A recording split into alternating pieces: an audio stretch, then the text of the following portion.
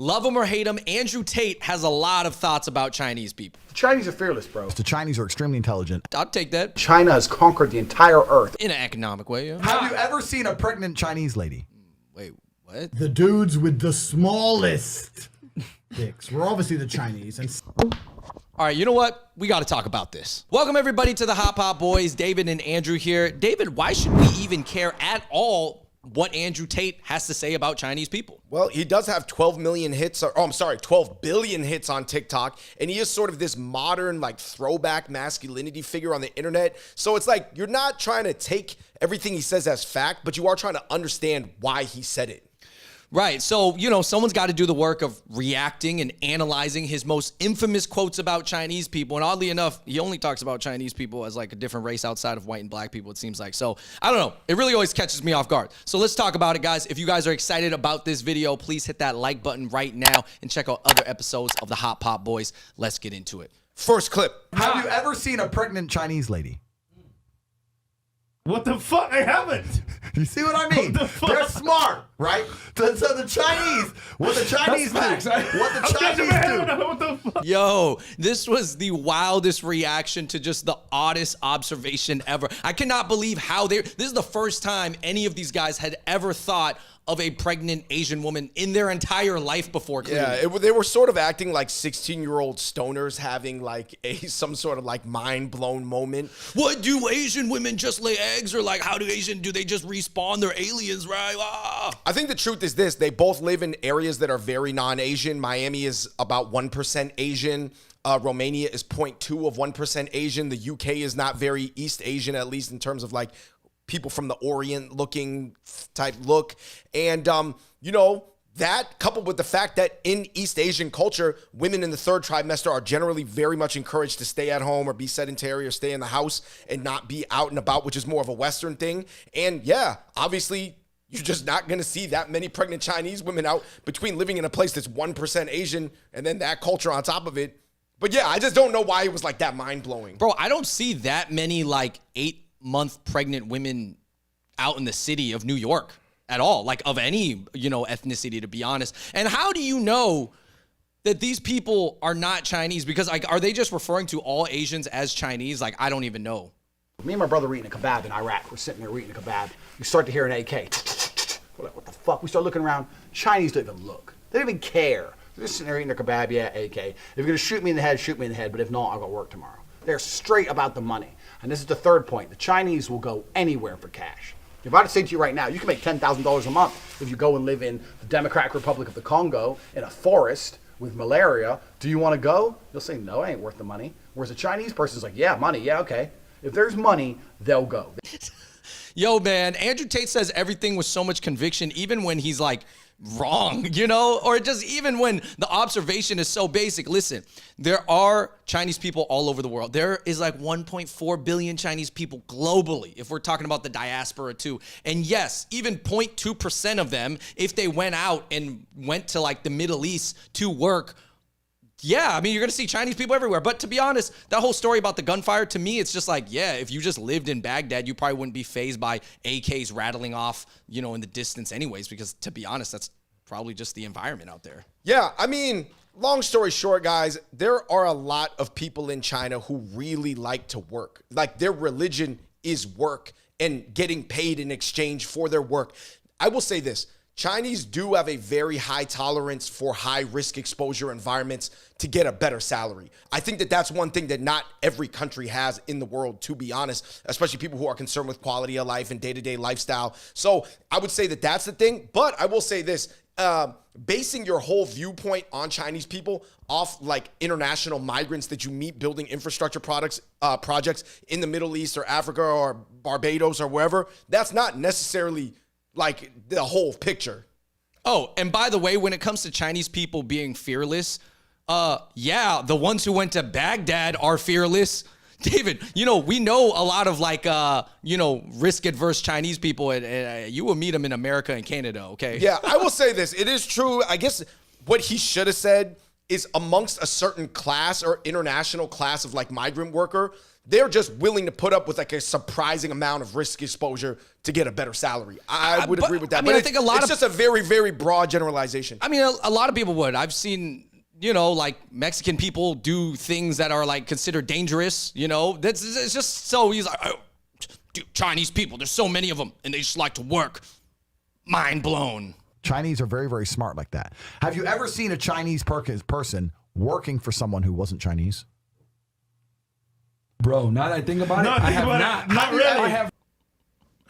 Yo, it's kind of funny because I was thinking about it, Andrew. Me and you are on YouTube. The majority of our audience overall is Asian, and probably the largest slice of that Asian distribution is probably Chinese American. So I cannot dispute this. Andrew, we are Chinese in some weird way working for Chinese.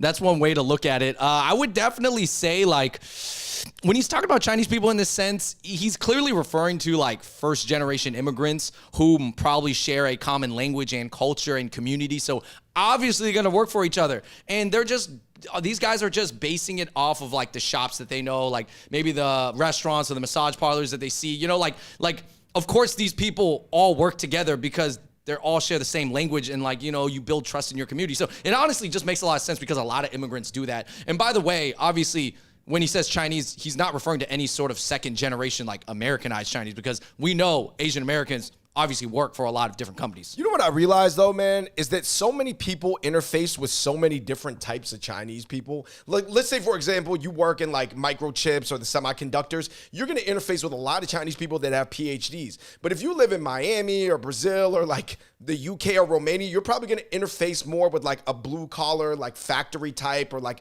a merchant hand-to-hand type situation.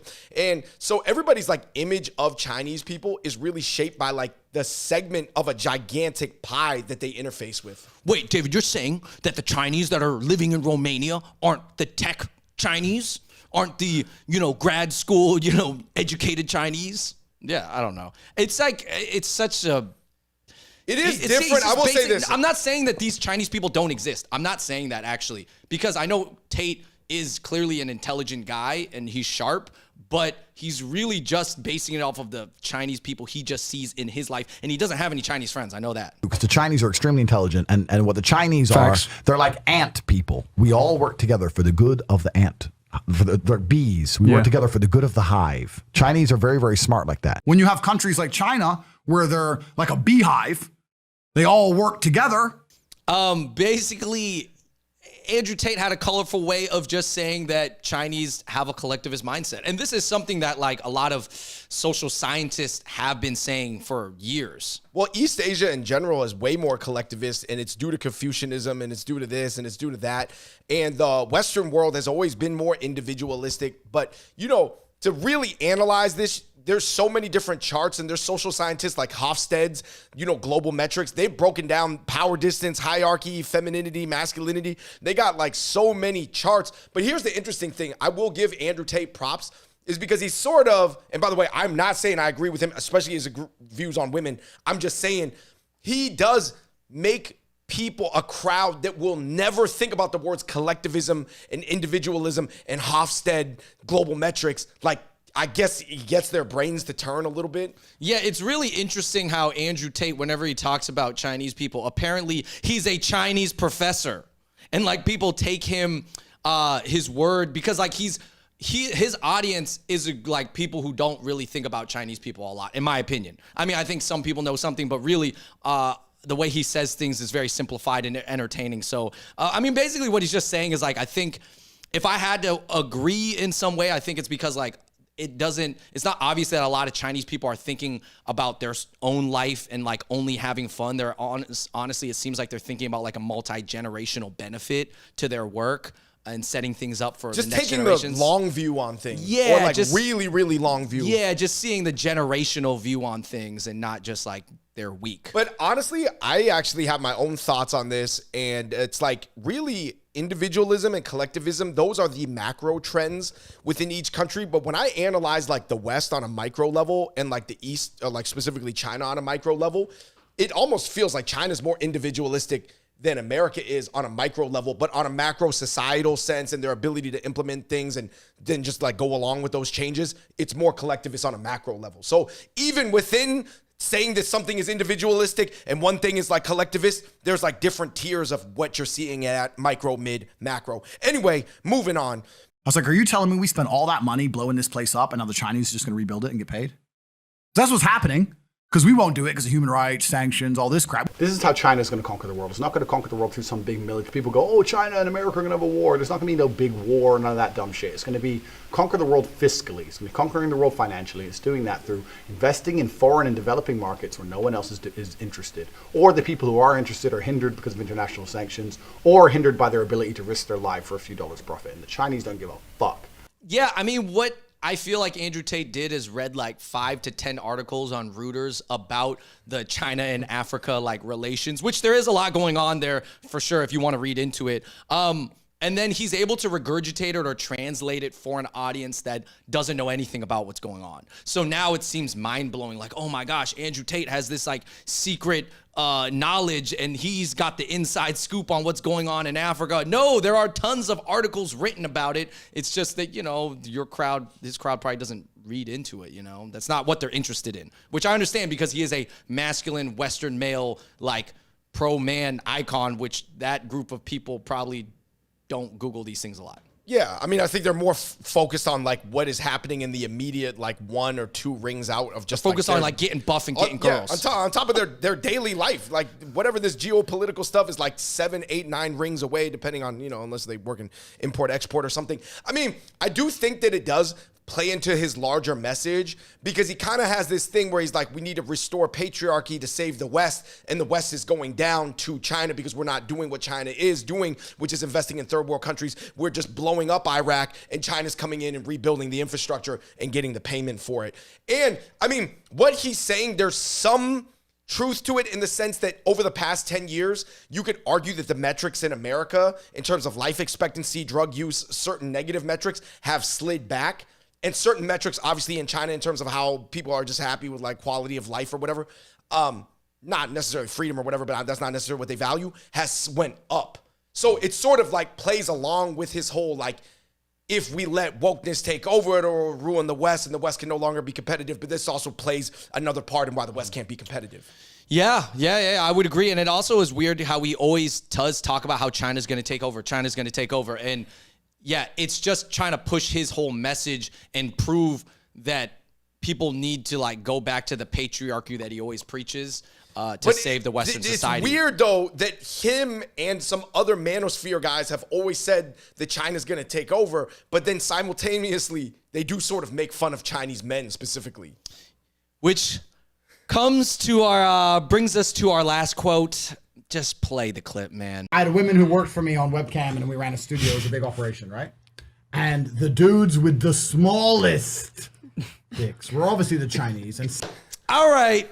You know, obviously this falls in line with popular stereotypes. And when he's talking about Chinese customers, how does he know they're all Chinese? I don't know. I mean, obviously, I think there's a certain type of guy who would pay a lot of money to talk to these women, whoever these women are that he's employing. I mean, I've even heard these stereotypes, let's be honest, from like Logan Paul, Joe Rogan, Andrew Schultz. I mean, there's so many people that are popular in this almost like type of like sphere right now. And it's like sort of like these Nemoidians that are really smart, but they're dweeby with small peepees are going to take over the, the galactic empire. I'm just making a Star Wars reference right here. It's like, it's a really common thing that you see. But then I'm like, oh, wait, so you're saying the Chinese guys are dweeby and have small weenies, but they are going to take over the world.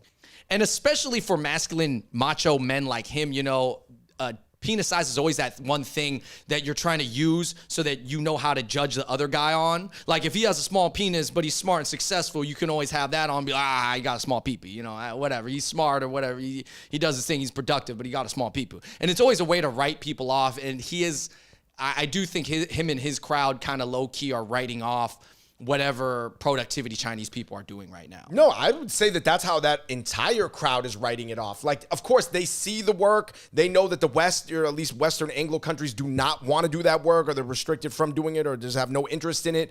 But but they're like kind of like, I don't want to say they're like downplaying it, but it's sort of like give and take, give and take. A lot of backhanded compliments and also just like straight up dismissive disses. But at the end of the day, you know, I'm not too hurt about it. I just have, you know, laugh. All right, so to wrap it up, why do you think he's only always talking about Chinese people? Like, what is it? Is it because, like, I would have to imagine that in Romania, the only Asians that are there are probably Chinese. Like, I don't imagine a lot of Koreans and Japanese and Vietnamese people in Romania. I think that it's the only one that's maybe opposing to the West, too, that seems like a rival. Like, Japan and Korea seem like great places to live, but they pretty much seem like on Team Western, so there's like no point in talking about them, and they're pretty small countries relatively to China. So, I mean, I just think a lot of these people, they like want to analyze what's happening in like a historian type of way, but also they don't want to feel impacted by it in their personal life. Yeah, also that they want to acknowledge that like this whole China's going to take over economically thing, but it's not going to be a cool takeover. It's not going to be threatening. Like, I'll always be able to beat up every Chinese person I ever met anyways, even if they took over the world. And probably a pretty large portion of their women will still prefer me over them. But yes, of course, we cannot do what they're doing with the infrastructure projects. And they'll always joke about it and acknowledge it, but they'll never really do a lot of research into Chinese people. They'll never have a Chinese friend to like bounce these ideas back and forth about. They'll just be like, yeah, I read some articles and I saw some Chinese people with my own eyes, and these are the conclusions I came up with. Long story short, I think two things really strike me. I would say that it's always interesting to see these like smart blue collar self-taught philosopher bros like make snap judgments on Chinese people. I remember Logan Paul one time was like, yeah, I noticed a lot of Asian dudes are like kind of feminine, but then they don't really drink cow's milk in Asia. They only drink soy milk. Soy milk produces estrogen. That's why Asian dudes are feminine to me. And yo, he thought he figured it out. Yeah, he solved it. He was like, dude, Asian guys, I figured it out. Stop drinking soy milk.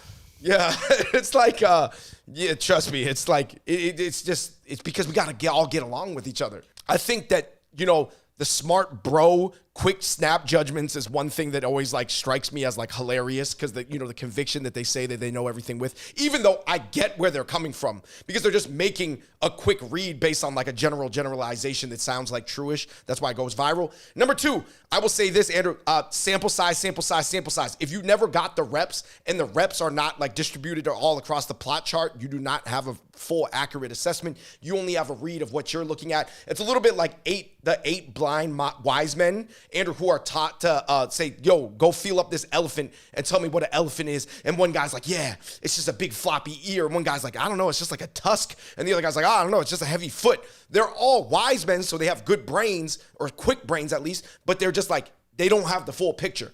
And last but not least, I will say when it comes to, you know, at least as far as like the things that China's doing in the world, it's kind of viewed like the Spurs, like the Tim Duncan, Ginobili, Tony Parker Spurs that was winning championships. It just would like seem so unappealing and boring and like workman-like. It wasn't like the Showtime Lakers with Magic Johnson and Kareem and James Worthy, but it almost feels like right now that the West is almost picking like the Showtime Clippers, like Lob City, where they have all the highlights, but they would rather run it that way than like become like the Spurs, because like the China plan is like the Spurs boring, no highlight basketball. And that's why everybody wants to be the Warriors. Right. Because it looks like they got both. My final takeaway is just that Andrew Tate is this like kickboxer who's rich that now lives like a drug lord in a foreign country.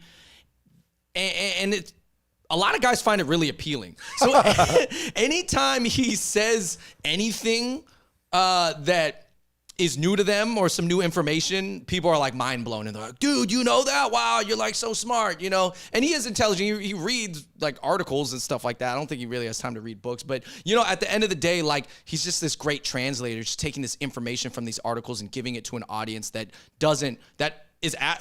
sees him like an aspirational prophet almost, you know, it's very interesting. And then also I think for a lot of people out there wondering like, hey guys, why should we even care what Andrew Tate or any of these guys think about Asian guys and Chinese people at all? Like who cares about these guys?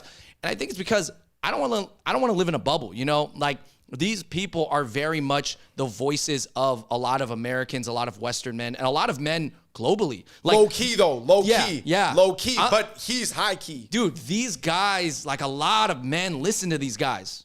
You know, so like you have a friend that actually low key likes Andrew Tate and what he says, like for sure. And agrees with like maybe like 75% of Yeah, to be honest, you do. So I'm saying when he's speaking about our people, something so specific, Chinese people specifically, I'm like, we got to know what he's saying and we got to be able to understand where he's short-sighted in his perspective. And, you know, that's just more power to us to recognize that, you know, no, he's not the smartest guy. And while maybe some of what he has said is true, a lot of it's not, or a lot of it's uninformed, you know? So I think it's just important for Asians and Chinese people to just know, you know, and that's why we broke it down.